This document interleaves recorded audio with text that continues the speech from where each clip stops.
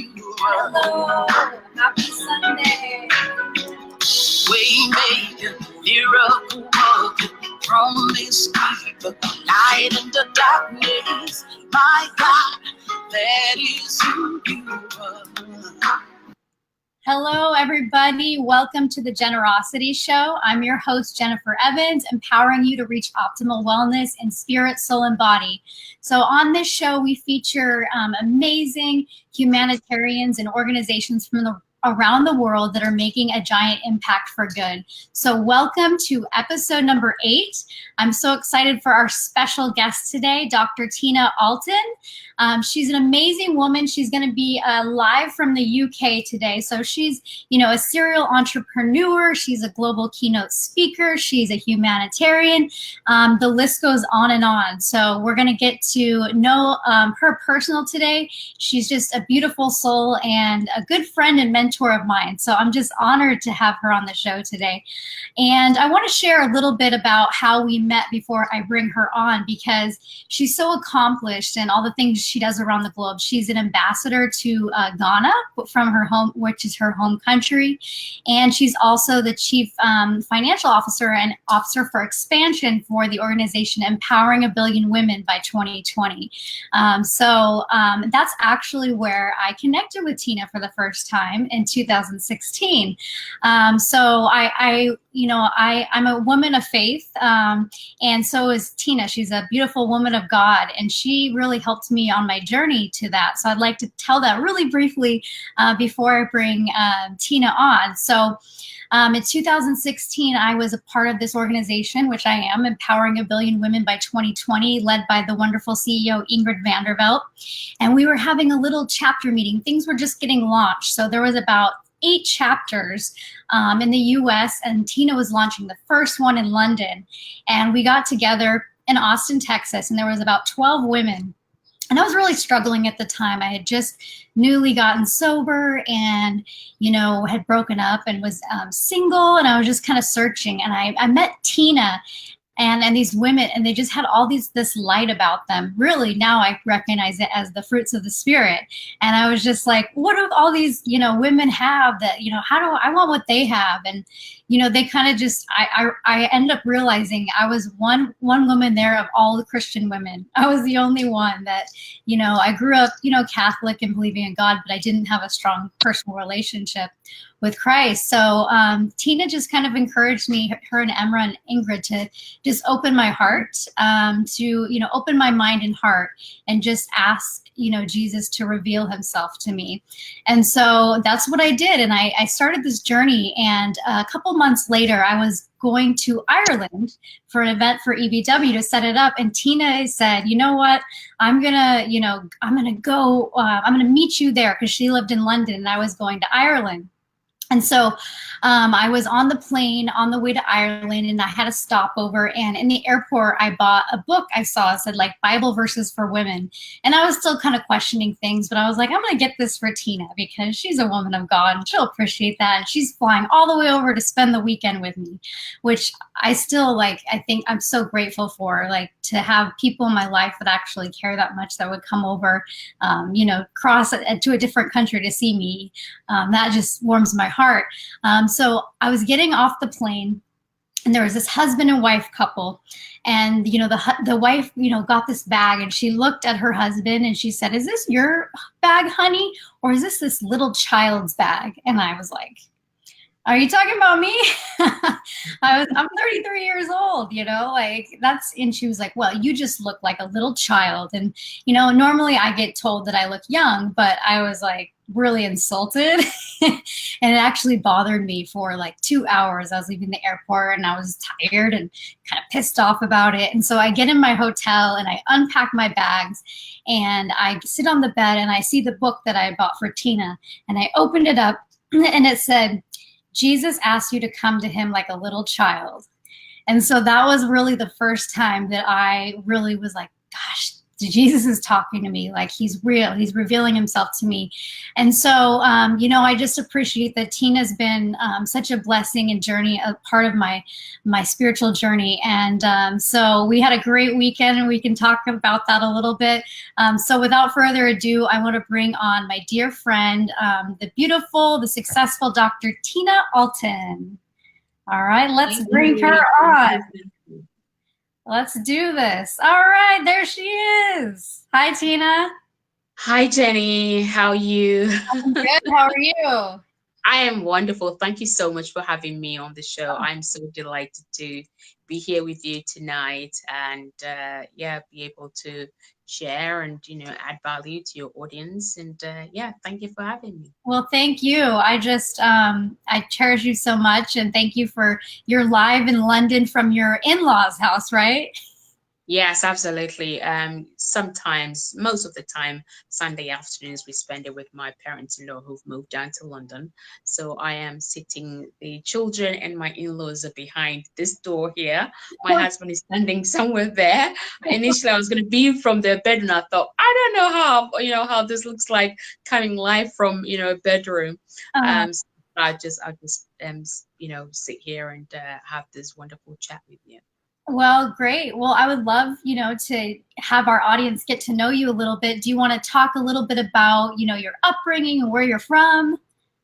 Yes, absolutely. And thank you again, by the way, for that, amazing introduction. And really, it's been, just so beautiful watching you grow and your journey. And I am just so proud of you.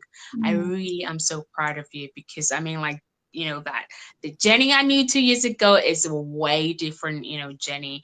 And I just want to, say thank you again for, allowing us to be part of your journey and to really see the beautiful woman that you're in. And that now, we can confidently come and say, we're a child of God, right? And so being called a child, is like, wow, yes, absolutely. That's who we are. So thank you again, for that opportunity. A little bit about me. So I was born and bred in Ghana. I grew up in Ghana, which is in West Africa, with both my mom and my dad. And I had 5 siblings. But most of the times we had maybe up to 13 children because my mom adopted lots of other children from all over the country that would, live with us. I had a great, upbringing, education.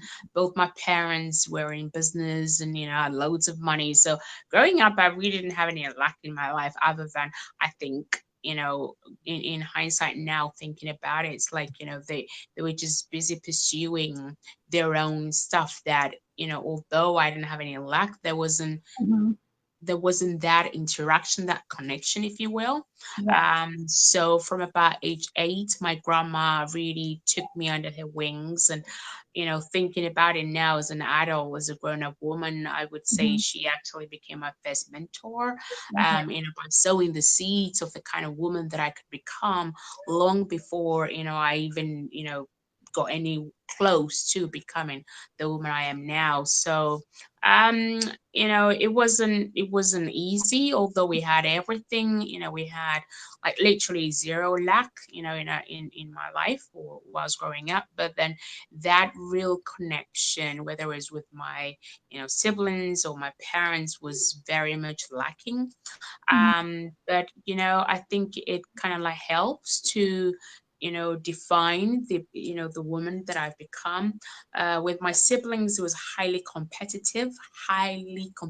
Like, who would be the top of the class in maths, in science, in this? And I'm the third child, middle child. And so when you've had your older brother, your older sister, they're all doing great stuff in the best school. I was put in some village school. It's like, oh my goodness, like what did I do, right?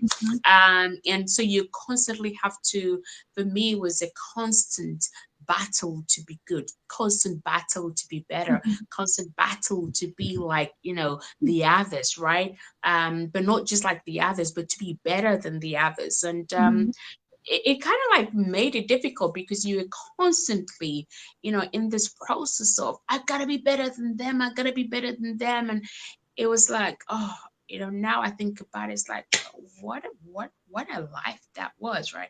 Just striving to be better than, Mhm. my siblings. What about striving to be better than the person I myself was yesterday, right? But I thank God for all those opportunities, because I think it's kind of helped to um shape my character in terms of Mhm. not being afraid to work hard, being persistent, and having that different kind of grit that Mhm. you have to have.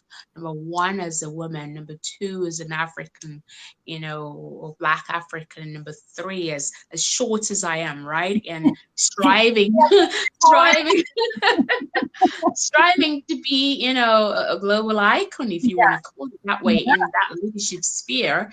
It really does take, different kind of grits. And I just think all those things that I experienced while I was growing up has gone a long way to help me to, get to where I am today. So that's just a little bit about growing Mhm. up. Yeah, and You I want me think Ghana is such a beautiful country. I've had the pleasure to go there about 3 or 4 times to do community, global work with Starkey. So it's amazing. Congratulations on becoming an ambassador to the country. So I guess next I would love to ask you, how did you then end up moving to the UK? How did you get that opportunity? Because I bet you, I don't know if you dreamt about it when you were a child, or, how did that happen? So growing up, I loved reading. So you'd always find me in the library whenever I had the chance. I'd be reading. I used to read about Oprah, Kofi Annan. When I was growing up, I always wanted to be Hillary Clinton, and then I became aware of American politics. Now, like, maybe not Hillary Clinton, so I have to find somebody else. But I used to read a lot about what we call the Western world, right? And I kind of like ran away from home 4 days after graduating. I hadn't actually graduated. 4 days after completing my final exams at university, I just ran away from home and Mhm. found myself in London. And by about 6:30 flight lands, go through what you call immigration, come out the other side, and I found myself homeless. I'm like, what? Oh, Like, I did not come this far to kind of like be in this situation. yeah. So, what do? Hey, You I gotta know the feeling. right, right.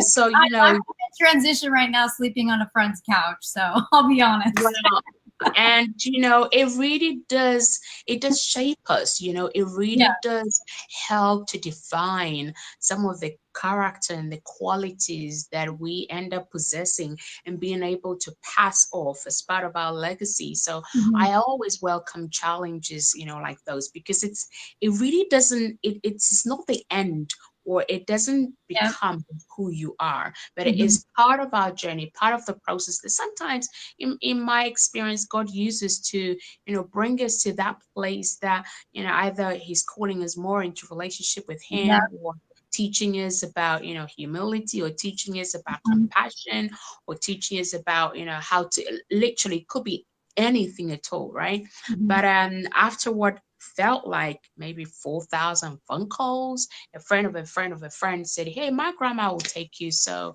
Auntie Mhm. Rose, I had to kind of like lie to Auntie Rose, saying, "I think my auntie got my dates wrong, and I need somewhere for a week, and if I can." And she said, "Absolutely, come." And in her house is, it's I think it was a 2-bedroom flat, because I had my own small room. But I mean, if you've been to England before, I mean, our houses are not that big. Our house is nowhere like, the American houses where it's big. Mhm. So the small lounge, I mean, how many times would one clean the lounge? I'll probably clean it, I don't know how many times a day. I'll, force feed her tea and coffee, how many times a day? Auntie Rose, do you want tea? Auntie Rose, do you want coffee? Can I cook for you? Can I do this for you? I literally just loved on this old lady. And I remember, maybe I think 4 days into my stay, she called me. Oh, I was like frantic. Oh my gosh, she's gonna kick me out because I said a week. She's like, Ernestina, which is my full name. Ernestina, you've been so good to me. Like, you're looking after me so well. My family don't, I know your auntie's coming this week, right? I'm like, uh-huh. And she's like, but I want you to stay. And I'm like, are you sure? She's like, yeah. And inside my head, I'm like, I was like, good, I had just scored. It was just incredible, how this woman just turned to be my biggest blessing. Mm-hmm. And she gave me a roof over my head for about a year whilst I worked, retrained, got new, certificates and all that, and kind of like was able to get myself back on my feet. When I arrived, I probably had less than 100 pounds. And so from that 100 pounds, turn it into, multiple different, sources of income by, I had to enroll myself, retrain, and then change my certificate. At that time, there was this organization, UK NARIC, and they, gave me certifications that yes, my degree was equivalent to a British degree. So that helped me to get into teaching. And then it literally just worked my way into, senior management level within 3 years of, getting to the teaching field, which was a huge blessing. So I'm just so, happy and blessed that I had all those, lessons, because it taught me how to, I like immediately think outside the box, right? How to serve, because serving sometimes can be the hardest thing, especially when you are in a low place yourself, right? But being able to kind of like get yourself out of that low place, or even if you're still in that place, being able to just step up and be able to serve others, right? Because it's in serving that the blessings come. So that was my biggest lesson, was really, even though it was a difficult time for me, that through my service to Auntie Rose, that she became my biggest blessing, that, allowed me to kind of like, just get my feet on the ground, build a solid foundation. I love that. And I'm, realizing that too, is like, no matter what situation you're in, when you get outside of yourself and go serve or help someone else, it makes you feel so much better, because you're not thinking about your current situation or yourself, and just even picking up the phone and calling someone and asking them how they're doing or getting out, so I love that. And thank you for sharing that, because everybody that's successful has had to like push through, times when they felt like, should I just give up? And, like, especially entrepreneurs, right? But it's like usually there's like a breakthrough on the other side. So thank you for sharing, that part. And actually it's interesting because your husband, Peter's watching, and I said, how did you get to London? And he said, God's plan for me, actually. So I'd love for you to to share that story if you're open to. Yes. So my screen is gone. Snowy, can you still see me, or is it it's a little blurry? I don't know why. Maybe if I can get some tissue, please. So gosh, how do I, I don't know, maybe 1998, 97. I was at a service. It was my first encounter with, the prophetic. And how long have you been in London? Sorry? How long had you been in London? No, I hadn't been in London at all. Okay. I hadn't been in London at all. This is gone. Okay. I'm just going to try and see if I can get the screen. That works. Yeah. So I kind of had an idea of, the kind of person I wanted to spend my life with. I certainly knew I didn't want it to be any kind of person like my dad. That's another story for another day. And I always say that he stalked me, because he just, started appearing near where I used to live. And I remember telling my younger sister that, I think someone is following me. And she said, sis, from where we come from, white men don't follow you. I mean, look at you. And I'm like, yeah, thank you for the encouragement and vote of confidence. No, I'm telling you, he wants to kill you. White men don't follow people like us. He wants to kill you. Have you not watched movies? Don't you watch the movies? And I'm like, okay, so I approached and said, excuse me, sir, are you following me? He's like, no. I said, are you trying to kill me? He said, no. I said, what the heck are you following me for? I said, nothing. Okay. And I thought, what? I need to muster some courage and get to the bottom of this, because if he's trying to, I called my sister again and said, he said, if he said no, he definitely is trying to kidnap you. They're going to kill you. Make sure. So we had a plan on how I was gonna not be killed, right? And then he's like, I mean, look at me now, my height, and he's like 6'4". And I'm like, excuse me, he said, are you trying to kill me? He said, no. Are you stalking me? He said, no. Do you like me? He said, why the heck didn't you say at first? So it was just like, my younger sister thinking, oh no, he's trying to kill you. But anyway, the rest is history. We became friends, and a whole lot of challenges, Mhm. through that whole period. And by God's grace, we've just, we've come through Mhm. lots and lots of challenges that I'm sure many other couples go through. But I think our challenges, or my challenges, were extra special challenges. They were like double piled. But God has just been so gracious and so, Mhm. faithful to us that we've come through many, many challenges. And now, life is good. That's beautiful. Well, let's say hi. Our friend Bob Donnell's watching. He says hello. So Oh, give Bob, I love you. I miss you. I honor you. And he's an amazing, amazing guy, and I respect him a lot. So thank you, Bob, for joining us. yeah, okay. That's beautiful. So I did want to ask you though, wasn't there a bishop that told you a little like that you would meet your husband? Yeah, this would be 96, 97. I was in the service, and it was my first. No, I'd been to many of the service. I was saying, God, you speak to other people, but you've never spoken to me, and is this real? And so this bishop, he actually was the one who brought me to Christ.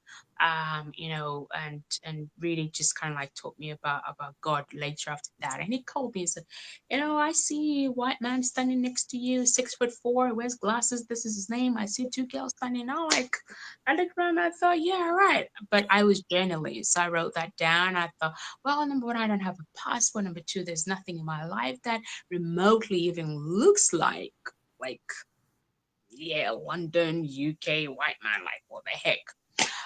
So I wrote all those things down. And the other thing is, like, in Africa or in Ghana, we don't usually tend to have like middle names, right? And I mean, like, who tells you how tall you are? Like, you don't really know how tall you are. So Mhm. all those things are like foreign stuff to me. But I think it was a year after I met Peter that because he used to wear contact lenses. And I was moving home and I came across my journal and everything. I'm like, do you wear glasses? He's like, yeah. I'm like, no, you don't. He said, yes. And then he goes like this, like, well, all I had was, these Nigerian movies and African movies that, people pop their body parts out and all, like, don't take your eyes out. And then next thing he just pops this little contact lens. I'm like, for real? Like, seriously, do you have another? So I was showing, it's like he gets, I'm like, yeah, and these are my glasses. Okay, what's your full name? How tall are you? And then, like, it was just incredible. And Jasmine, Crystal, all those, stuff. It was like, oh my gosh. So when I had the opportunity to go back to Ghana, I actually went back to my bishop and told him, you said these things to me in 96, 97. I didn't really believe it because there was nothing in my life that looked, close remotely like what he said. But I want to tell you everything that he said, it, literally come to pass. And I'm going to bring my husband to meet you the next time. And I just want to, apologize and repent and ask for your blessing. And he was just like shocked, thinking like, I've prayed for thousands of people, and I'm sure many more have thought, like, whatever, but I've not had one person come back after however many years to tell me, hey, this is what I thought, and Mhm. this is what he said, and this is what it. So he was very pleased, and I still keep in touch with him. But it was just incredible. But you'd think that God is just going ahead and say all these things, so life is going to be easier, right? Oh my goodness. Mhm. This man challenges me and like no one drives me up the wall as much as he does. But Mhm. God has just been so faithful to us. So Mhm. yeah. No, that's beautiful. Thank you for sharing that. And Mhm. one of the things that's beautiful is you and your husband came together to co-found a nonprofit organization called Undefeated, correct? Yes. So I would love to, to talk about that work being done. And if you want to invite him, I don't know if he's around where he can come in with you, that he's welcome, or, you can share. But I know you guys do this together and it's beautiful. And I would love to share with the audience about what you do. Right. Okay. So I mean, whether she invites me or not, I'm going to come in. In fact, I might even sit just here. So yeah. You guys are so cute. yeah. So yeah, thank you for that. Undefeated kind of like came about through personal challenge that we had. And So she allowed me on, but she's not allowing me to speak, of course. I'm going to let Hi, you. Jennifer, by the way. You see why he drives me up the wall. So in 2011, we have 4 children, and Jasmine, like by 4 p.m., it was a normal day. By 4 p.m., she was really, really ill, in intensive care, and they ended up with a diagnosis that she had type 1 diabetes. So, of course, Peter is a podiatrist, and he can share a bit more about that. But, you kind of like go from seeing patients who have diabetes to literally coming home, and you're faced with a whole different thing that it just turns your world upside down. So through our own personal challenges of, learning more about it and how does it affect and what if you came to the stark realization that like currently every 20 seconds globally, that somebody who has diabetes has a lower limb amputation every 20 seconds, right? wow. And this is the shocking part, that 85% of those amputations could be avoided. So I'm like, wowza. Okay, now, we could put resources together and just focus on Jasmine and how, life can be different and better for her. Or we can kind of like, ramp up a little bit and let's say 100 people. But actually, we were born to, for good things and to do exploit. So why don't we just trust God and just go for it and, create, leave a legacy? So did some more research and everything else, and build, some great relationships. And then in 2014, that's when we launched it, kind of like a soft launch in, it was Los Angeles, right? Mm-hmm. Los Angeles, actually, we launched it there. We were lucky enough, we had like about 750 of some of the world's, best business, people there who were very supportive. And then off the back of that, he was writing a book, and you can share a bit more about the book and how the story has been from there. So I get to say something. That's Peter Allton, by the way, my amazing husband who drives me so crazy, but I didn't trade him for anything. So also to say, how we came up, we launched it, but then what happened 2015. Yeah, and I just have to say that I'm sure that Peter might be a little bit difficult, but you're a little spitfire, so I'm sure it takes a little bit of patience from him. Yeah, we're supposed to be twin sisters, always on the same. Okay. We are twin sisters. I love you, but I just have to say that I'm sure that it's goes both. I'm sticking up for Peter a little bit because I. Well, I've won many awards for living with him. All right, and you are my twin sister. We just don't look alike. Yeah. All right, Peter. We'd love to hear from you. Okay, so Tina shared a little bit about just the why we set things up because of Jasmine. I don't think she actually mentioned that I had type 2 diabetes as well prior to that, but definitely Jasmine's diagnosis with type 1 was the sort of the wake-up call for me, because it really made me think, well, for her, who would actually warn her about the dangers? And Tina's mentioned a little bit about amputations, the numbers, but we're just starting a new year, and if you think about statistics, there's 1.6 million people who started this year who have had an amputation in the past year. So see, I've never heard of that, so I'm not sure if the audience knows. So like if you have untreated diabetes, then it can lead to amputations? Absolutely, yes. It happens every 20 seconds in the world. Wow. And most of those are totally avoidable. Most of it's down to educating people, getting them to know their risk, and then getting them to act upon it. So it's very, very preventable. And I was aware of that, but in my profession, I'm a podiatrist. In my profession, very much we tend to wait for the problems to come in, and that's when we deal with it. And I've seen people, there's one particular person that really sticks in my mind from in my early days of work, when I worked in a hospital, and there was a gentleman who came in. He was smartly dressed. He'd been coming regularly, but it was the first time I'd seen him. And he was smartly dressed with his beautiful brogue shoe on one foot, and on the other foot he had one of these big surgical shoes, like surgical slipper type thing. And then he came for this dressing, and he was probably only in his 40s, I would have thought, maybe early 50s. But whilst dressing his toe, literally the big toe literally came away with the dressing because of gangrene. It just literally dropped off. Wow. And that's just, that in hospitals every day, that sort of thing's happening, and it is totally preventable. So as Tina says, we set out about, well, actually we didn't initially set about setting up the non-for-profit organisation. Initially I went about trying to raise awareness through writing the book, which is called Undefeated by Diabetes.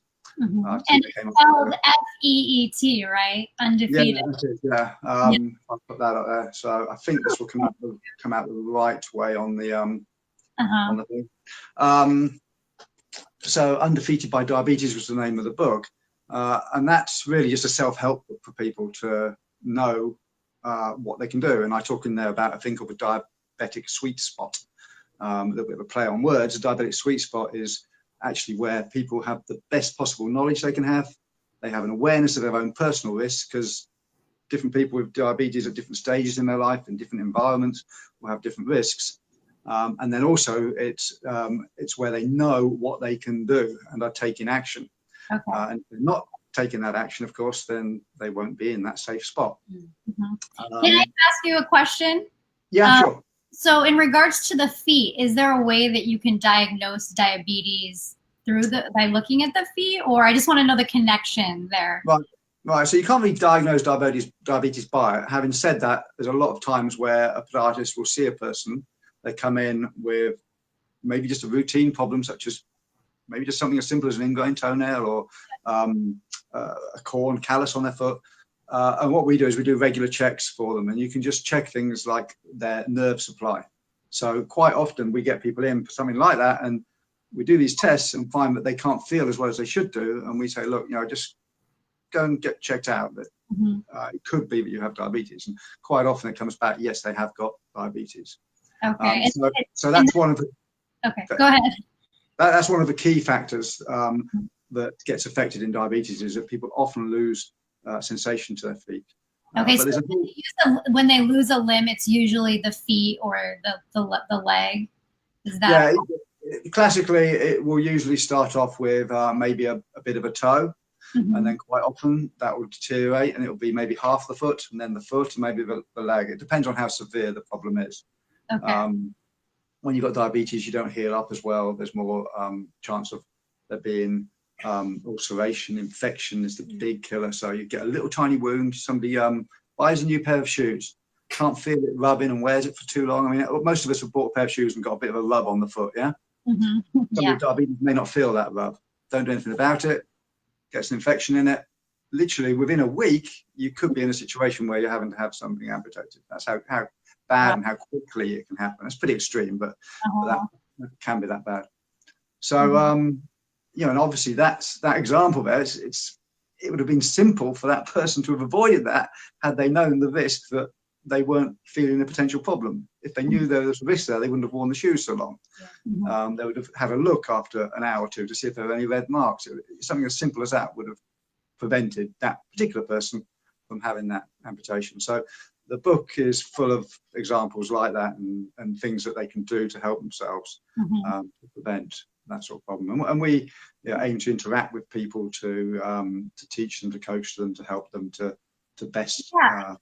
So I'm a little interested in that. When you go to like a third world country, where people, are living in poverty, what are some of the things that they can do to avoid, having to get amputated with the limited, resources that they have?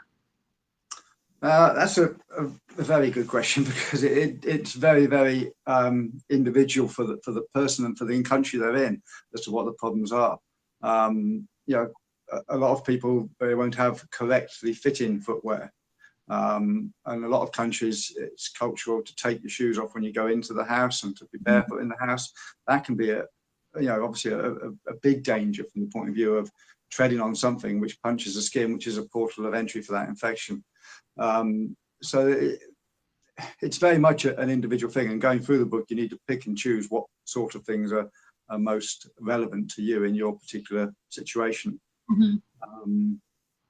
But a lot of the problem is people not being aware of the risk they are at themselves, so they aren't aware they have got that loss of sensation, for example. Okay. And there are some self-tests they can do to test that. Okay, great. So I know you guys are working in, what country are you working in right now? Besides London? England, excuse me, the UK. So we've done training for some doctors and nurses in Algeria. We're setting up some project in Ghana, and we're also looking at the Bahamas. And we've done some pre-work in the Bahamas, and looking this year to get the foundations kind of like laid. One of our advisors, Dr. David, has done an independent study and project for it's just been over a year now in the Bermuda.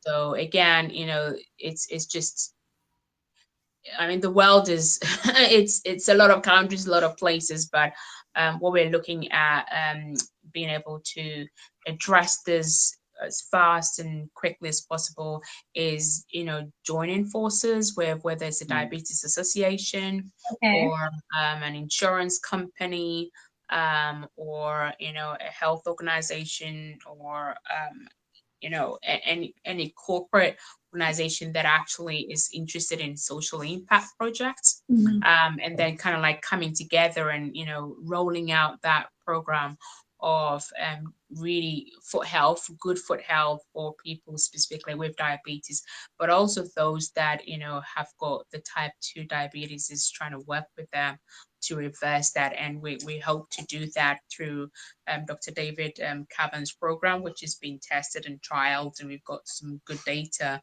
from that in the Bermuda. So what I was focusing on earlier on with my book is what people can do specifically for their feet. But of course, the biggest thing they can do to help prevent those amputations is by trying to control their diabetes as best as possible. It's the high blood sugars that's causing all the damage after all. If they can control that, if they have type 1, which is where you have to inject, then making sure they inject the right amount and keep their blood sugars down. And if they've got type 2, then very often you can actually put that type 2 into remission, or some people term it as reversing it. I mentioned earlier I had type 2, which was for about 10 years, and I was on medications. I'm off all my medications since doing a very strict diet to reverse it. And Tina mentioned Dr. David Cavern there, his work in Bermuda. I really look up to him with his amazing work. And he's written books to help people with type 2 and type 1 to control their diabetes better and to reverse the type 2 diabetes. So if anyone is listening who has got diabetes or knows anyone who has diabetes, then David's books, my book, absolutely should help them to be in the best, safest possible place. Okay, where can they go? Can they go to undefeated.org, or where's the best place to, if they wanted to connect with you or find out more information? If they want to find out more with me, then yes, going to undefeated.org would be fine. You can contact me there. You can contact also at contact@undefeated.org. One thing also, if I could just mention it, is that I do host a radio show as well, which is called The Diabetes Show. Oh, okay. It's on UK Health Radio. Listenership is split. Well, it's around about 50 different countries, but mainly most listeners are either in the US or in the UK. And we interview experts most weeks on there. So, yeah, I can give you a quick link to that if you want, which would probably... Yeah, let's put it into the comments. And also, I wanted to ask you, what can you tell people that is the best thing to do to prevent getting diabetes? Like, sometimes is it hereditary? Sometimes can you explain that a little bit? Okay, so there is a hereditary factor. There is a ethnical factor. You know what I mean? Ethnicity. Ethnicity factor. Type 1 is totally, you can't do anything to prevent it as such. It's autoimmune. It just happens. That's the one where you have to inject. But there's only about, out of all the 430 million people around the world that have it, about 5%, 5 to 10% have type 1. The majority is type 2, and that is largely, mainly lifestyle related. So eating more healthily and exercising more. We're all, or a lot of us are in jobs that are too sedentary. We load up our food with carbs, very simple carbs, and by that I mean, you know, things like the processed foods rather than whole meal carbs. So you want to be on a low carb diet, really. That's my view. And eating and exercising as healthily as possible. So low carbs, and then also like low sugar as well, or? Oh yeah, sorry, yeah. Okay, cool. Well, that's great feedback, because I think, you know, it's just, there's a lot of things that can be caused to the body, right, by the way we eat. So that's always smart. So that's good to know that it's preventable, and that there's things that you can do to actually get it in remission, right, by what you eat. So, well, that's beautiful. Thank you for, I commend you guys for not just doing this to help your daughter, but also seeing that you can, you know, use the challenges that you go through to help, you know, the world at large. So that's really inspirational. And I wish you guys the best of luck, and maybe I'll be able to see you guys in the field sometime and support. I would love that. So yes, right. Absolutely. We're coming for you. Yes. Well, beautiful. Before we wrap up, I want to ask Tina a few more questions. So about like empowering 1 billion women by 2020, right? You're coming to the US next week, right? Yes, I am. Okay. Can you share a little bit about empowering 1 billion women by 2020 and the event that you're coming for? Bye, Peter. Bye-bye. Take care. Yes, so EBW 2020 for short, we have our signature event called Empower Billionaire Weekend for Women. And the idea is bringing together some of the world's, you know, best kept secret or best known, you know, in the field of leadership, and bringing minds together on how we can collaborate together and challenge them in how are they working towards achieving the global sustainable, you know, development goals, particularly women and girls empowerment. And it's happening on the 17th to the 20th of January in Palm Springs. I think we have one more space, but you'd have to come through me to get that. I'm sitting on that last spot. So, you know, you'll have to come through me to get that last spot.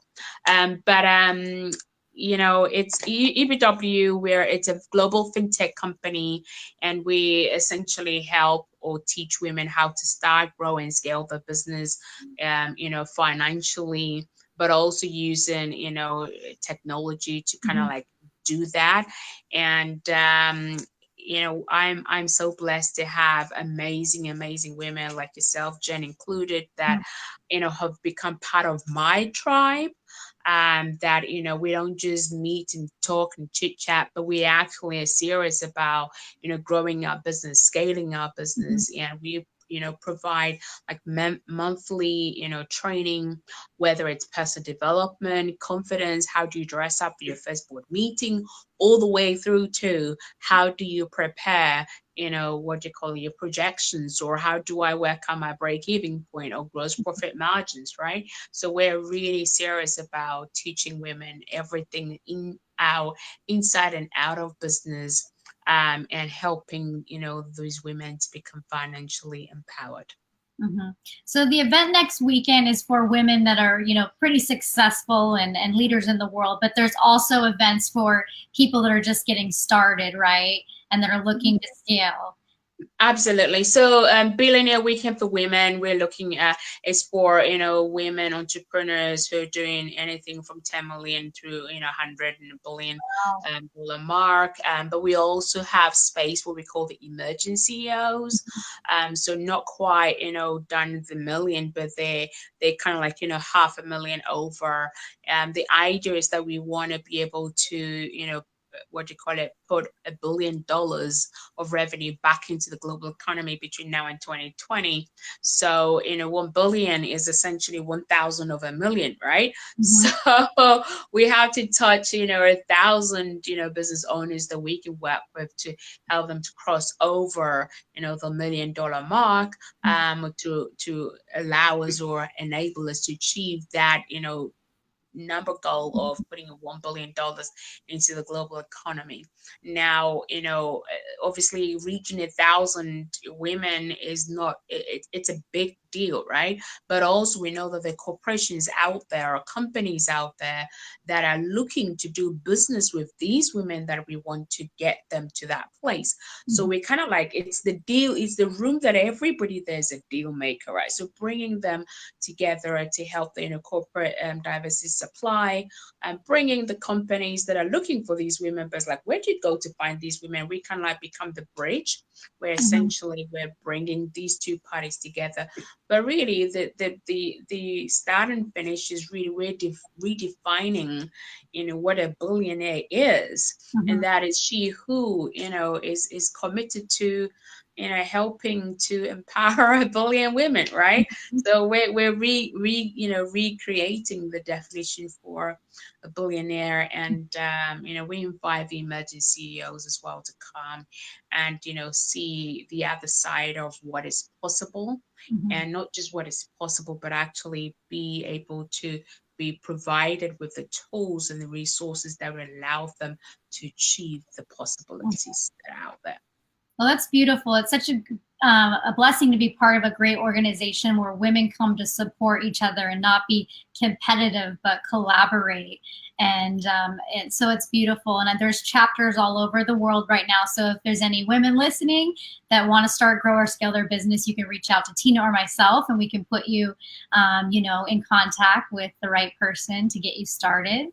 Yes. So that's just really, really beautiful. So thank you for sharing about that. And I'm going to try to make it down to say hello and see you, but because you'll be in the neighborhood. So that would be so awesome. Like I can't not come to LA and not hug your neck. We're gonna, but I'm going to try to make it down for sure.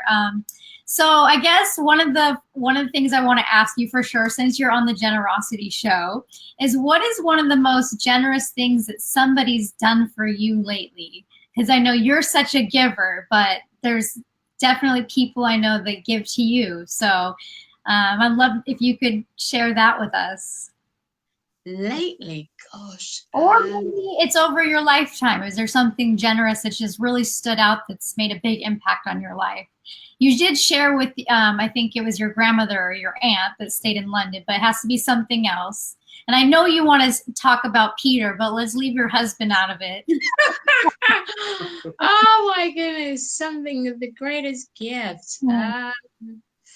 Or just a kind thing, Kind thing. I think, well, for me, being on the Generosity Show is kind of like a big deal for me, because you're so special to me, and being able to actually, contribute in this way to the journey, what you're doing to create an impact is a big deal for me. The biggest, another gifts that I've had, I think I would definitely say like Ingrid Bandvel, giving me the opportunity to walk side by side and, mentor her and coach her. And, she's like one of the most coachable people on the planet. But oh my goodness, that woman just drives me nuts.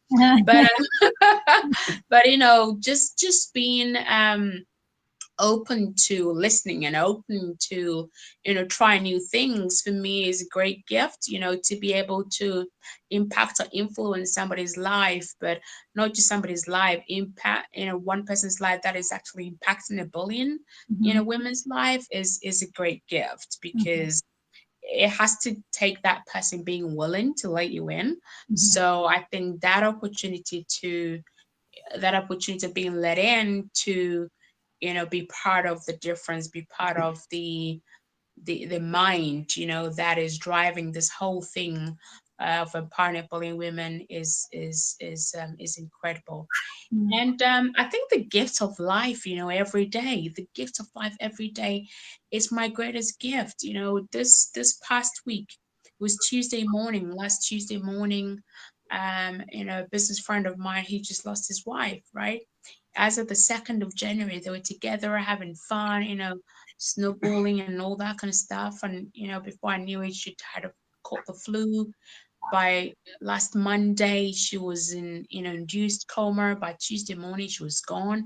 And it's all kind of like bizarre, and thinking, gosh, life is just so fragile. So for me, every day that I go to bed and I wake up and, everybody in my household is awake, it's the greatest gift, that we have. And we've got to be able to make a difference with that. So I guess, not a guess, but I know for sure 100% without a doubt in my bone is that, the gift of life that God gives me every single day is something that I hold dearly, and I am so grateful for. Oh, that's really beautiful. Thank you, Tina. I want to ask you, you have so many things going on, with businesses, the nonprofit, you have 4 kids, the husband.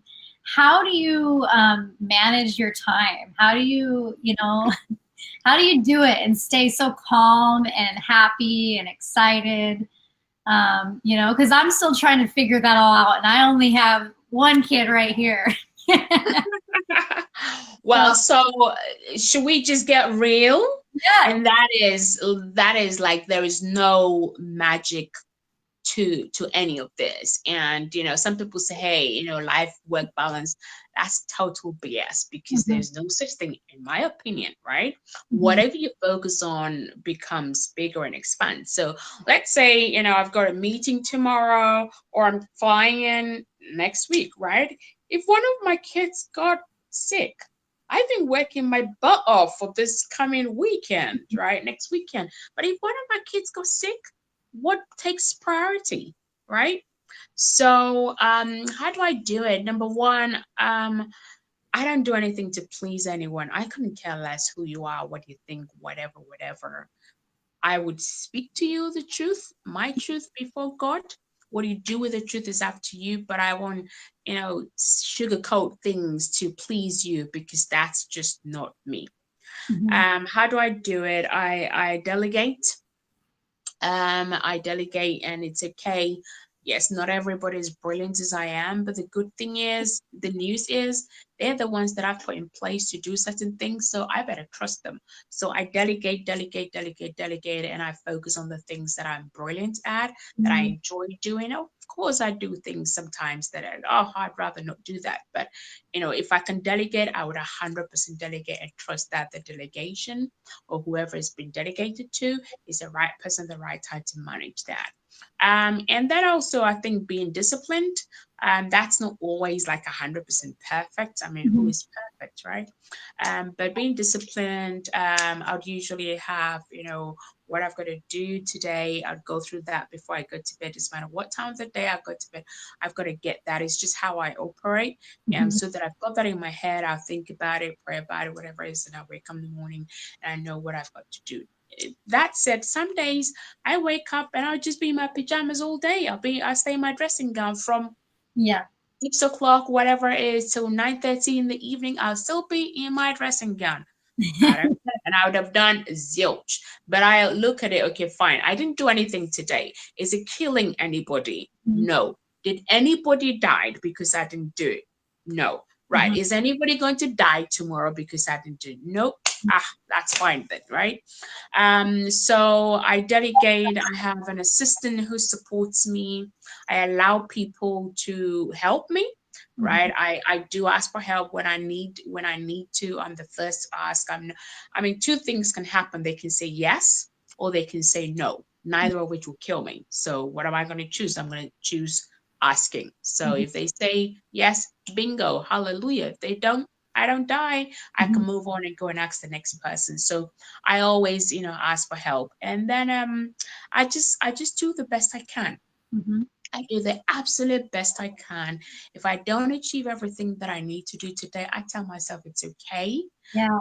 Tomorrow is another opportunity. I don't beat myself up. Tomorrow is another opportunity to be able to do that. But I've always got to figure out what was it that disallowed me to not being able to achieve whatever I had to, right? And then kind of like learn from that and plan from that. If it was just, I just felt sick, that's different. But if I just kind of like didn't do anything, then I've got to be able to tell myself, you know what, okay, yesterday was a break, it was a chilling day, but tomorrow you've got to be able to, you've got to do this, people are counting you. So I have to kind of like talk myself, right? And tell myself off, but not to the point that I'm beating myself up.